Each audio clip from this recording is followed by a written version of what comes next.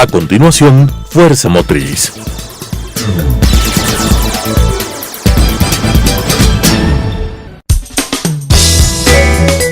Clasificación A. Apto para todo público.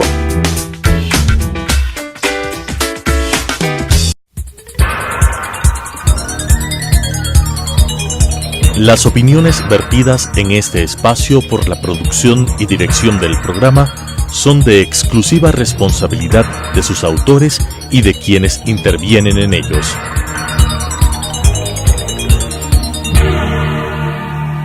Telesucesos Canal 29 UHF presenta Fuerza Motriz, con temas de interés del sector automotor, estadísticas e industria automotriz, entrevistas a empresarios, curiosidades y consejos, con la conducción de Pablo Ordóñez y con el respaldo de AEADE, Asociación de Empresas Automotrices del Ecuador. Fuerza Motriz. Hola, ¿qué tal? Bienvenidos a su programa Fuerza Motriz, un programa de entrega semanal en una coproducción entre Canal 29 UHF y AEADE, la Asociación de Empresas Automotrices del Ecuador.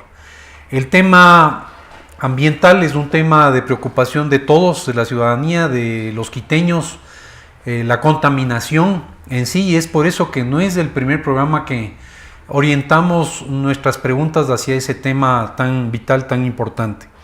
Vamos a hablar del sector automotor y el medio ambiente. Para este propósito hemos invitado a Patricia Velasco. Ella tiene una amplia experiencia en varios ámbitos ambientales. Es coordinadora regional del programa de diálogo y capacidades para el cambio climático, agua y energía en la Fundación Futuro Latinoamericana. Ha trabajado a altos niveles jerárquicos como asesora y en puestos directivos de varios ministerios, también como consultora. Es máster en Science en Política y Manejo de Recursos Hídricos, registrado por supuesto por el CNCID en la Universidad de Oxford.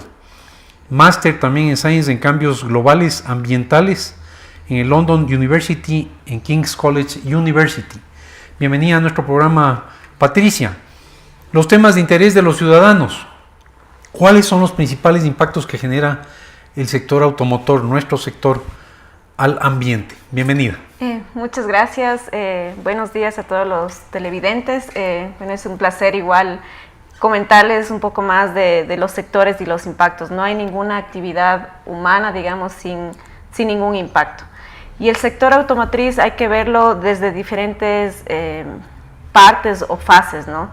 Los impactos vienen desde su fabricación, desde que utilizamos, qué tipo de materiales utilizamos, el tipo de energía que utilizamos para la fabricación de automóviles. Ese ya crea un impacto en recursos, ¿no? En recursos naturales. Luego, en su fase de comercialización, el hecho de que un auto viaje, digamos, desde Europa o desde China o desde Japón a América, por ejemplo, ya tiene un impacto en el cambio climático, en el transporte, ¿no es cierto? ¿Qué tipo de combustible utilizamos para transportar ese carro? Luego, la siguiente fase es ya cuando utilizamos el carro, ¿no? ¿Qué tipo de carro, qué antigüedad tiene, el tipo de combustión? Ahí también hay unos impactos claros en la salud, porque el tipo de combustible se relaciona directamente a las emisiones que producen los carros, ¿no? Entonces, el monóxido de carbono, el dióxido de carbono, óxidos nitrosos, que afectan directamente a la respiración, a la salud de los seres humanos. Y luego, visualmente, ¿no? Vemos los automóviles de carga pesada, los buses, que han pasado la revisión vehicular, pero siguen emitiendo smog, ¿no? Entonces, eso también es una contaminación visual. Luego, cuando ya pasa el ciclo de vida del automóvil, se vuelve chatarra, también es un problema de impacto ambiental, ¿no? ¿Qué hacemos con esa chatarra? ¿Cómo la manejamos? Las llantas, ¿qué hacemos con las llantas? Los aceites. Entonces, hay que ver el tema ambiental y los impactos ambientales con el sector automotriz en estas diferentes fases, ¿no? En estas diferentes fases. Luego, el tema de cambio climático, el tema de las emisiones de CO2. En el Ecuador, el sector emisor, el mayor emisor de CO2 y de emisiones de gases de efecto invernadero es en energía. Es más o menos el 47%. Pero de ese 47%, más o menos el 45% es de transporte. Entonces hay un impacto y una corresponsabilidad. La mitad del problema está en transporte de ese tipo de industrias, ¿no? Sí, de ese tipo de industrias y con todo este ciclo que yo les comento. Y también entre este porcentaje del 45%, los que más emiten son la carga pesada. Entonces hay que diferenciar también. Y dentro de la carga pesada me imagino que el diésel. Sí, son los contaminante. Los automóviles que funcionan a diésel. Bien, ¿qué es lo que la industria automotriz, el sector automotor ha hecho respecto de esto? Ahí usted planteó en la primera pregunta el tamaño del problema. Sí, ya sabemos el tamaño del problema, no sabíamos que era tan amplio, pero ya sabemos que el problema no es solo cuando miramos ese bus en la ecovía contaminando con el diésel, sino viene en la cadena de valor desde la fabricación de ese bus, el transporte de ese bus, la circulación, y también hablamos del sector industrial. ¿Qué ha hecho el sector automotor para que estos impactos se reduzcan? Hay que reconocer que el sector automotriz es el que más organizado está a nivel mundial y yo creo que a nivel de Ecuador también. O sea, es el gremio que puede tener soluciones más rápidamente. Y yo creo que el sector a nivel mundial ha hecho cambios, ¿no?, en estas distintas fases, ¿no? Por ejemplo, en la fase de fabricación, sé que se está utilizando ya materiales más livianos, por ejemplo, hacen autos más compactos y hay unas tecnologías que ya están haciendo incluso con materiales reciclables. Y también con una visión de que su empresa ya utilice energías renovables, por ejemplo. Entonces, todo un conjunto de acciones. En la parte como de emisiones, obviamente ya hay unas normas establecidas por los estados y la Unión Europea tiene unas normas, digamos, rigurosas y altos para el tema de los umbrales de las emisiones. Entonces ya vienen calibrados, digamos, acá a América con estas condiciones.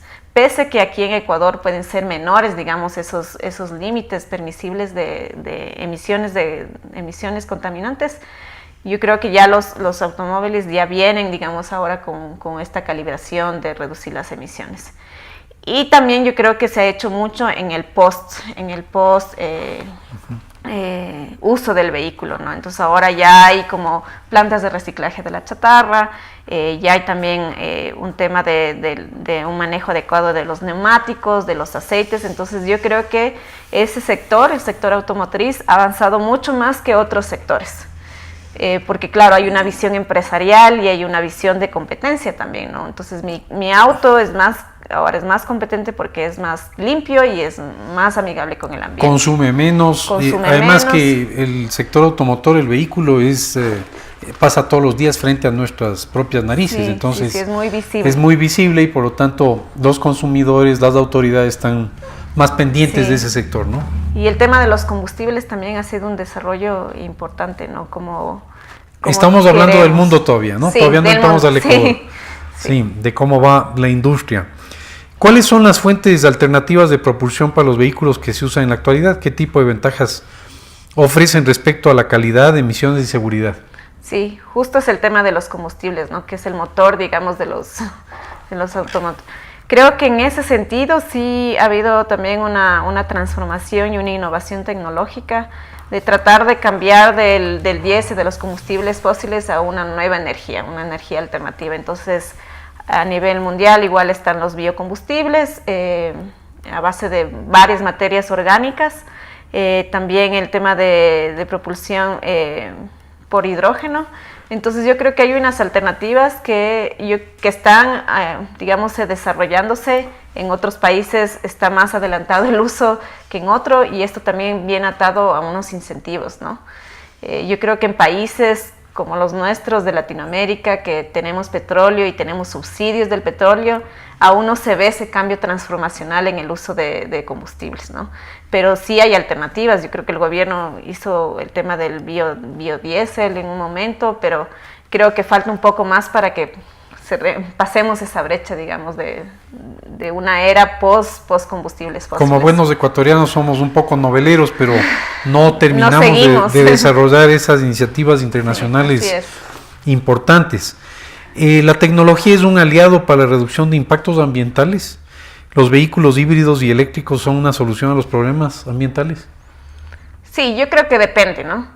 Yo creo que estos utilizan un tipo de combustión más limpia, un combustible más limpio, pero igual yo retorno a lo que dije al comienzo, que hay que ver todo el proceso, ¿no? Si para hacer un carro híbrido o un eléctrico utilizamos igual combustibles fósiles y no utilizamos materiales reciclados, hay una huella de carbono y una huella ecológica grande, ¿no? Y si es que nuestra fuente de energía, por ejemplo, los eléctricos necesitan energía, y si esa energía viene de combustibles fósiles, claro, entonces de energía térmica. De energía térmica ya no se vuelve una energía limpia. O sea, si bien el carro tiene esa visión de utilizar energía limpia, sí, las fuentes no son energías limpias, en conjunto se vuelve un impacto. Entonces yo diría que los carros híbridos y eléctricos son una solución si es que en toda la cadena se considera este impacto ambiental. Por sí solos no puede ser. O sea, es decir, del lado del consumidor, interesante si eventualmente se lanza un vehículo con energía alternativa, pero importantísimo que ese consumidor trate de ver la cadena de valor, es decir, de cómo estuvo la fabricación, cómo ese vehículo importado o fabricado localmente tiene o no huella verde en la transformación. Exacto. Cómo vino transportado, en fin, toda esa cadena importante. Y luego el uso. Y el uso finalmente que se le da, ¿no? Ahora sí entremos en el Ecuador. ¿Cuáles son las alternativas para reducir impactos ambientales en el sector automotor ecuatoriano? Pasamos del mundo al Ecuador. ¿Qué está haciendo el gobierno? ¿Qué están haciendo los ciudadanos? Porque a veces los ecuatorianos, los quiteños, pensamos en que este es un problema del sector automotor, este es un problema del gobierno, y los ciudadanos, ¿qué parte tienen en esto? Las organizaciones sociales, etcétera. ¿Cómo estamos? Yo creo que el Ecuador es muy particular por su condición de ser un país, digamos, petrolero. Entonces yo creo que la legislación y todo el marco político se ha guiado, digamos, referente a estos términos, ¿no? Y el sector automotriz no se le ve así como solo automotriz, sino como una movilidad sostenible. Entonces, en referente a este marco de movilidad sostenible, hay varias cosas que ha hecho Ecuador. O sea, hay el tema de sacar en circulación a los vehículos antiguos, en el tema de regulación también de las emisiones a nivel nacional. El INEN es el que regula y da las normas, que se apegan mucho a las normas internacionales también para regular el tipo de emisiones que emiten los automóviles. Creo que también hay un esfuerzo de que el transporte sea seguro. Creo que también hay un esfuerzo en combinar, ¿no? O sea, que ya no sean solo una ciudad tenga autos, ¿no? Que el espacio físico se pueda compartir con unas bicicletas, por ejemplo, que eso es parte de la movilidad sostenible. Mejorar el transporte público también. O sea, en Quito vemos que varias cosas, varias alternativas se dan para una movilidad sostenible, ¿no? Entonces creo que aquí en Ecuador y en la ciudad de Quito no se ve al sector solo, sino en un conjunto de movilidad sostenible, que tiene cosas, ¿no? de las leyes, de la legislación, pero también mucha responsabilidad del ciudadano, ¿no? O sea, ¿cuál sería esa responsabilidad del ciudadano? Por ejemplo, ¿qué decir? ¿Qué recomendaciones le daría usted al ciudadano? Por ejemplo, para el tema automotriz o movilidad sostenibilidad, ¿qué elijo yo? O sea, ¿qué elijo? ¿Un auto que sea diésel, que son más baratos? ¿O decido que un carro que tenga, tal vez no hídrico o híbrido, porque es muy caro, ¿no es cierto? Pero tal vez un auto que tenga un sistema de combustión interna mucho más amigable. Que sea más, inclusive más eficiente, porque más eficiente, le va a salir exacto. Más barato el combustible, exacto, ¿no? Más eficiente. Yo no creo que estamos en una etapa de decir, bueno, vamos a dejar los autos y vamos a todos a salir en la bicicleta, porque yo creo que es un proceso largo. El transporte público debe mejorar. Pero como peatones también tenemos que hacer muchas cosas, ¿no? Entonces un conjunto de cosas, y yo creo que el tema en Ecuador y en Quito de la movilidad sostenible y amigable con el ambiente nos falta. O sea, nos falta porque las ciudades estuvieron medias hechas para los autos, pero las ciudades también tienen personas y tienen bicicletas y todo y un de hecho, conjunto. Paco Moncayo, que estuvo acá, nos decía que la ciudad de Quito no ha sido construida para los peatones, ha sido construida para los vehículos autos en primera prioridad. Es decir, Exacto. Y Roque Sevilla también comentó del cono invertido, es decir, el peatón es el último en la cadena. En la cadena. Tal vez eso hay que darle la vuelta. Sí, y el tema del espacio, ¿no? Tampoco es que tenemos mucho espacio y yo creo que hay también una brecha de ver los espacios públicos de quién son. O sea, los carros muy grandes para una persona no son eficientes. Entonces, ¿cómo integramos a la sociedad en este pensamiento también? Es importante. Y sobre todo, cómo a los ciudadanos les damos una solución. Es decir, aquí está el marco teórico que resulta muy interesante, el marco ideal de este mundo totalmente verde, y acá está el ciudadano que vive en Carapungo, que vive en el sur de Quito, y que le decimos, bueno, ahora sí movilícese, o tome una bicicleta y transpórtese hacia el centro de Quito y recorra más de 30 kilómetros de una bicicleta subiendo y bajando, sin tener las vías adecuadas y geográficamente con un esquema muy complejo. Y le decimos, súbase en el transporte público, en las condiciones que vemos diariamente, cómo se movilizan en unas cajas de sardina bastante incómodas. Entonces, sí es importante que esta parte teórica y estos ideales se transformen en realidades hacia el ciudadano. El derecho que tiene el ciudadano de transportarse y de movilizarse. Paco Moncayo hablaba de las ciudades concéntricas en donde se deberían desarrollar centros poblados muy cercanos al lugar de trabajo de las personas, porque el problema de Quito también y del tráfico es porque las personas tienen que movilizarse del un extremo de la ciudad al otro extremo. Así es. Y eso genera tráfico. Una planificación. ¿Qué piensa urbana. usted sobre esto del desarrollo de núcleos familiares y de desarrollo de empresas cercanas al lugar de trabajo? Sí, yo quisiera un poco resaltar lo que usted al comienzo mencionó de qué hacemos con las personas que viven muy lejos, ¿no? Y yo creo que allí el tema de movilidad sostenible se vuelve un tema también de equidad social. Entonces, ¿por qué unos deben tener y otros deben sufrir, digamos, por el transporte público? Entonces, me parece que es un tema muy importante de equidad social. Y respecto al otro, sí, me parece que, como han dicho varias veces, varias personas, sí es Quito y otras ciudades, digamos, en Latinoamérica han sido concebidos como para el auto y no para el peatón. Y el tema de planificación territorial, el tema de uso de suelo, también es un poco caótico en las zonas urbanas en Latinoamérica, ¿no? Y en Quito se ve, ¿no? Entonces, yo creo que esos núcleos o esa planificación territorial en donde las familias tengan, digamos, en su propio espacio todo, es lo ideal. O sea, que cada no sé, manzana o barrio o zonificación que se haga debe tener, digamos, su escuela, su colegio. No sé si es que se logrará ahora con el tema de los trabajos, ¿no? Porque sí están un poco, sabemos en dónde es la parte más de trabajos, ¿no? Pero al menos facilitar como a nuestros hijos, a los jóvenes que no tengan que cruzarse, claro, pónganse de Carapungo e ir a la Universidad Central, que eso le tomará 1 hora y media, por ejemplo. Por supuesto. Que puede utilizar para estudiar. Y eso redunda en la calidad de vida, ¿no? La calidad de vida de esos ecuatorianos. Entonces sí, yo creo que sería una buena idea, pero yo creo que Quito, por ejemplo, está muy lejos de alcanzar esta planificación territorial. Algo se ha querido hacer con el tema de las áreas de trabajo, ¿no? Como el área financiera, judicial, que la idea del gobierno era un poco, sí, zonificar una en el norte, una en el sur.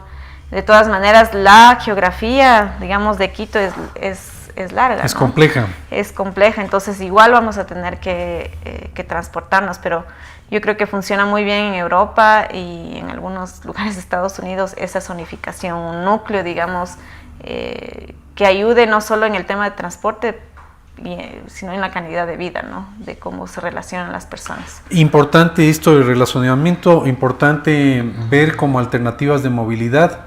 En el Ecuador, unos están defendiendo los vehículos por el derecho que tienen, otros defienden las bicicletas, otros defienden el transporte público.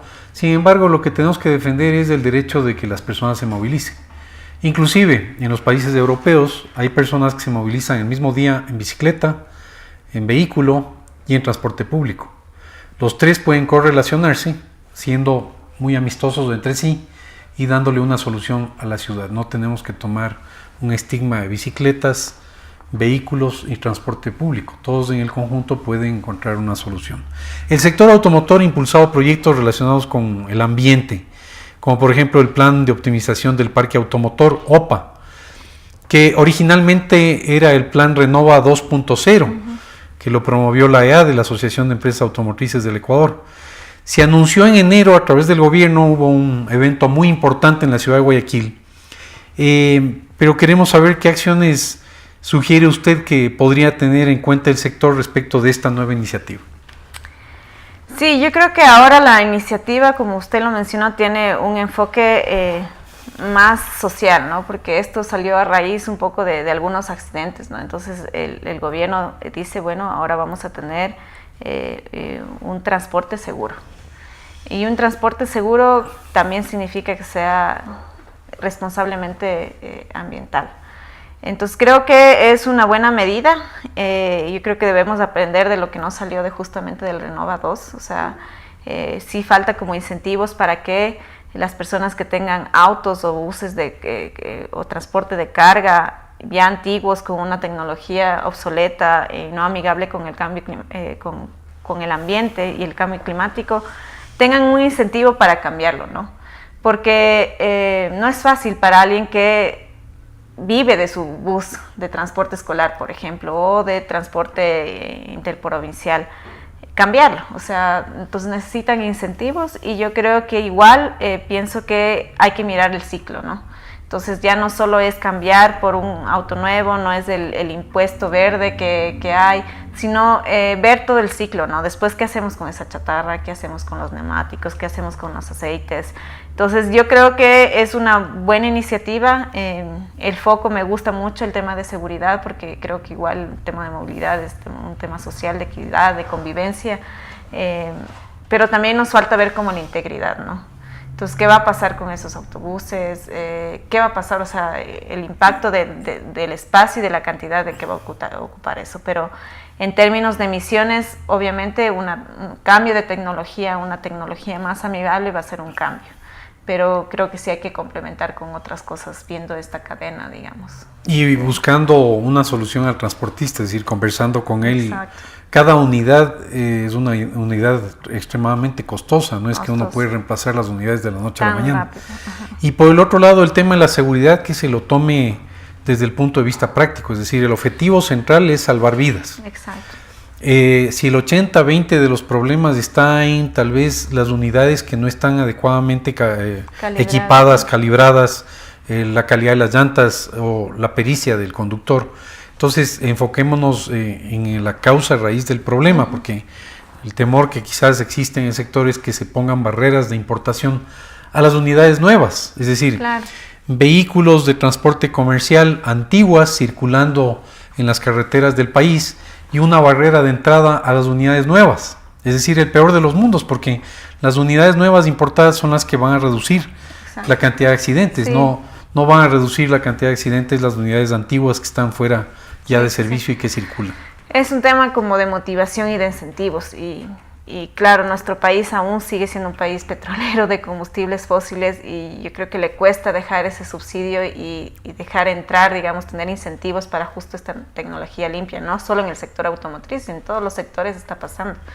Las barreras de la tecnología, de ingresar, se vuelve muy caro. Entonces, ¿quién compra un carro híbrido ahora? O sea, es un poco inaccesible por el momento. Por el precio, claro, todavía son precios elevados. Entonces sí hay un tema de motivación y también un tema de incentivos que yo los llamo incentivos perversos.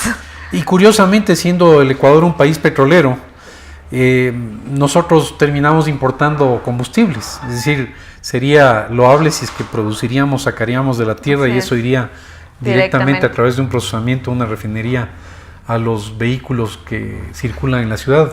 Sin embargo, ocurre que finalmente terminamos exportando el crudo pesado importando el combustible refinado, que nos quedó corto el tiempo, Patricia, porque la calidad del combustible era otro tema importante. Es un tema importante. Traemos tecnología de punta, buscamos como ecuatorianos ese sueño del Euro 5, Sin embargo, la calidad del combustible ecuatoriano está entre el 2 y el 3. Así Es decir, ahí tenemos un problema de calidad. Le vamos calidad. a invitar a otro programa para que hablemos solo de sobre la calidad del combustible y lo que debemos Mucho hacer gusto. como ecuatorianos y autoridades para mejorar esa calidad. Muchísimas gracias por su presencia. Muchas gracias, ingeniero.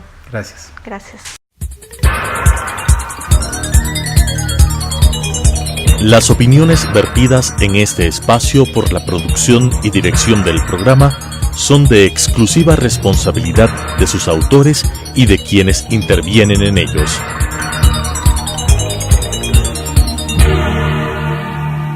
Telesucesos Canal 29 UHF presentó Fuerza Motriz, con temas de interés del sector automotor, estadísticas e industria automotriz, entrevistas a empresarios, curiosidades y consejos, con la conducción de Pablo Ordóñez y con el respaldo de AEADE, Asociación de Empresas Automotrices del Ecuador.